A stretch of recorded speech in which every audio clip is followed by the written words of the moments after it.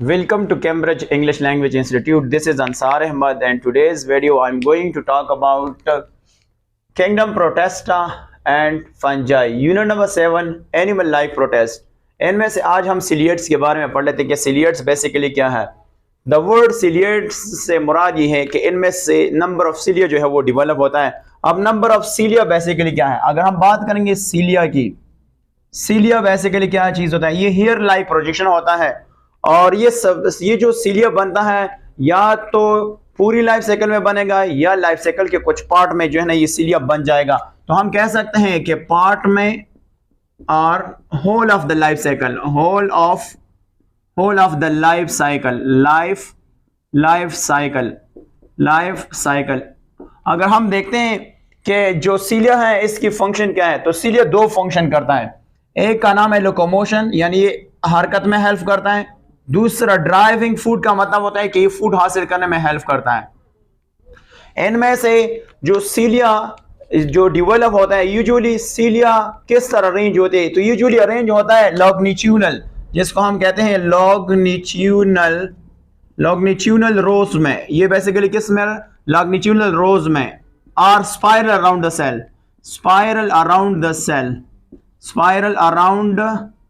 Around the cell होता है। सीलिया जो है ना किस तरह होता है, तो सीलिया जो बेसिकली यूजुअली होता है ये लॉन्गिट्यूडनल रो के फॉर्म में होता है या स्पाइरल अराउंड द सेल होता है। इसको हम डिटेल से जो पिरामिशियम की स्ट्रक्चर है इसी वीडियो में डिटेल से देख देंगे कि लॉन्गिट्यूडनल क्या होता है और स्पाइरल जो है ना वो क्या होता है।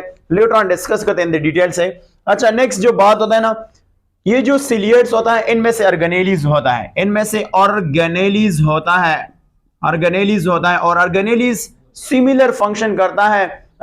किस सिमिलर फंक्शन करता है, यानी जिस तरह ऑर्गन्स होते हैं किस चीज में, ऑर्गन्स होते हैं मल्टीसेलुलर ऑर्गेनिज्म में।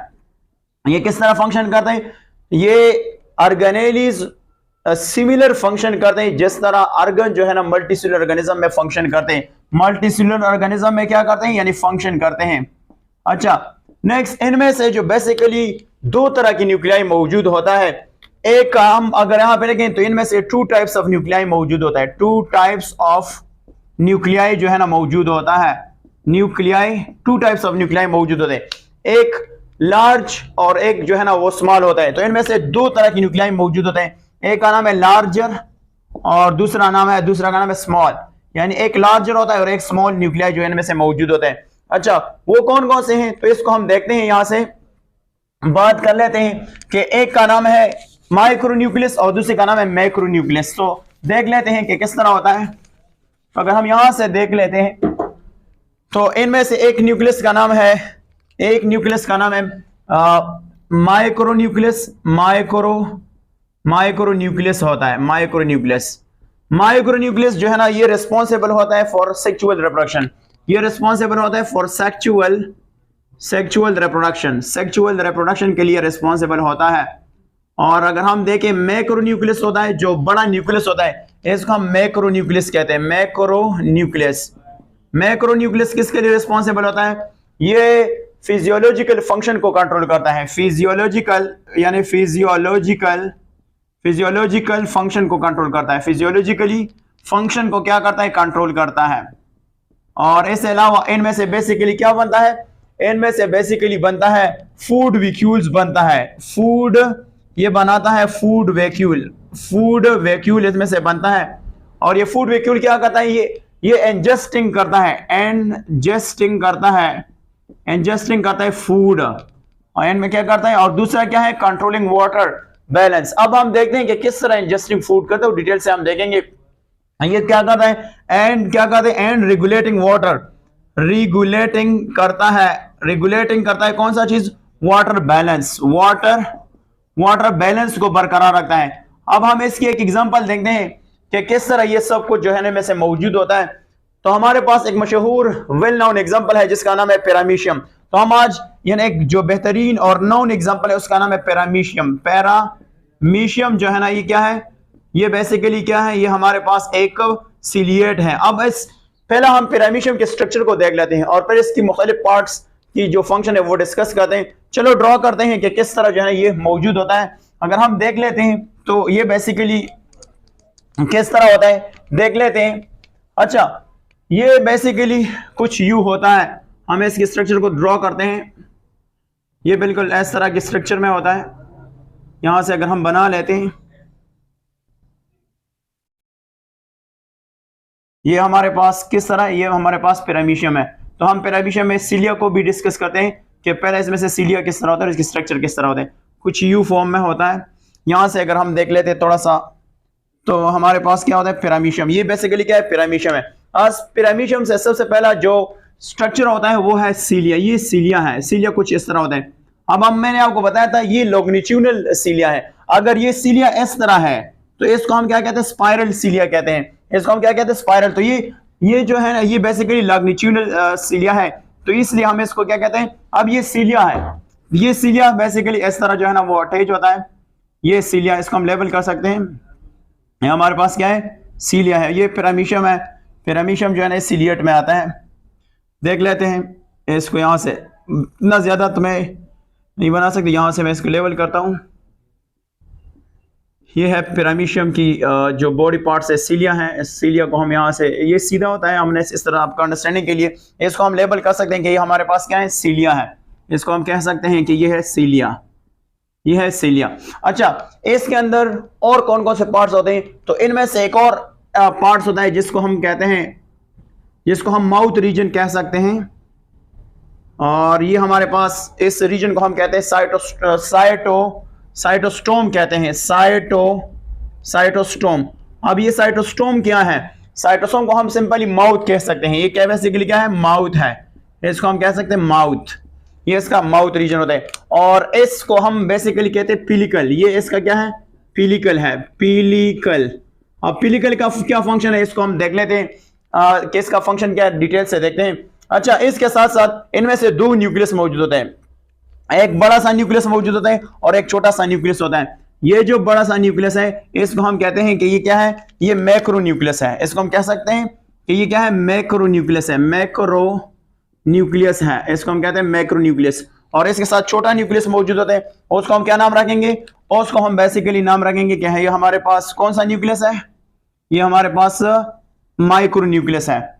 इसको हम कहते हैं माइक्रो न्यूक्लियस है। इसको हम कहते हैं माइक्रो न्यूक्लियस। और माइक्रो न्यूक्लियस के साथ साथ इनमें से विक्यूल मौजूद होता है। यहाँ पे अगर मैं बना दूं, ये हमारे पास क्या है, ये हमारे पास फूड विक्यूल है। इसको हम कह सकते हैं फूड विक्यूल है, ये फूड विक्यूल है, फूड विक्यूल है। यहां से भी आप एक और विक्यूल होता है, इसका हम यहां से अगर ड्रॉ कर लेते हैं, वो कुछ यू होता है, ये कंट्रेक्टाइल विक्यूल है। इसकी फंक्शन भी हम डिटेल से भी देख लेते हैं। ये है कंट्रेक्टाइल विक्यूल है, इसको हम कहते हैं कंट्रेक्टाइल विक्यूल है, कंट्रेक्टाइल विक्यूल इसको कहते हैं, वैक्यूल है। ये क्या है, कंट्रेक्टाइल विक्यूल है। और इसके साथ यहाँ पे भी फूड विक्यूल पाया जाता है, फूड विक्यूल जिसको हम कहते हैं फूड विक्यूल, इसको कह सकते हैं। ये क्या है, फूड वैक्यूल है, वैक्यूल है। इसको हम क्या कहते हैं, फूड विक्यूल।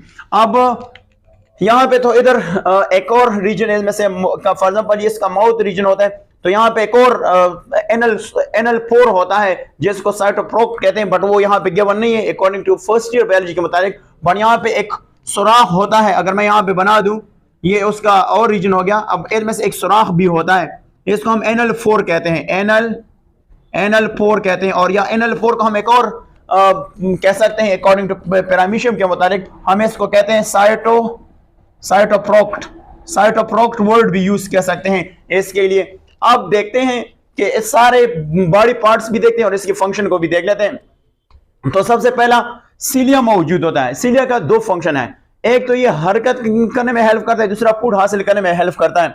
दूसरा अगर हम देखें तो फूड विक्यूल, अब हम देख लेते हैं। इनमें से मैक्रो न्यूक्लियस जो बड़ा न्यूक्लियस होता है, ये फिजियोलॉजिकल फंक्शन करते हैं।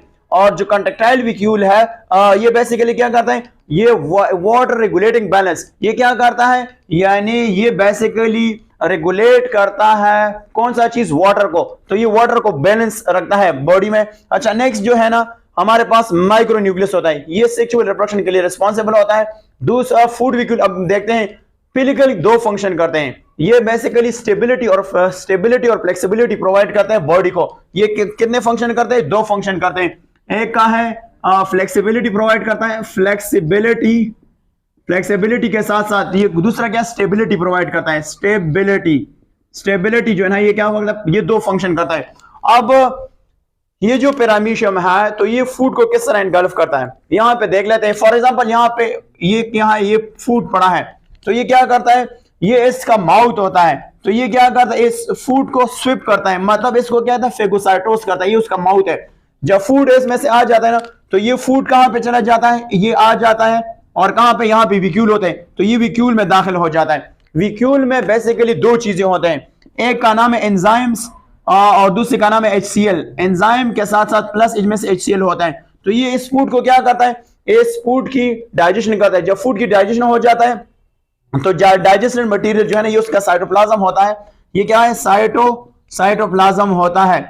ये जो डाइजेस्टेड मटेरियल है ये साइटोप्लाज्म में एब्जॉर्ब हो जाता है और विक्यूल के पास जो वेस्ट मटेरियल होता है, तो मैंने यहाँ पे बना दिया है, ये बेसिकली जो वेस्ट मटेरियल है यानी विक्यूल, ये विक्यूल आ जाता है और इसके पिलिकल में एक एनल पोर होता है जिसको कह सकते हैं कि साइटोप्रोक्ट होते हैं।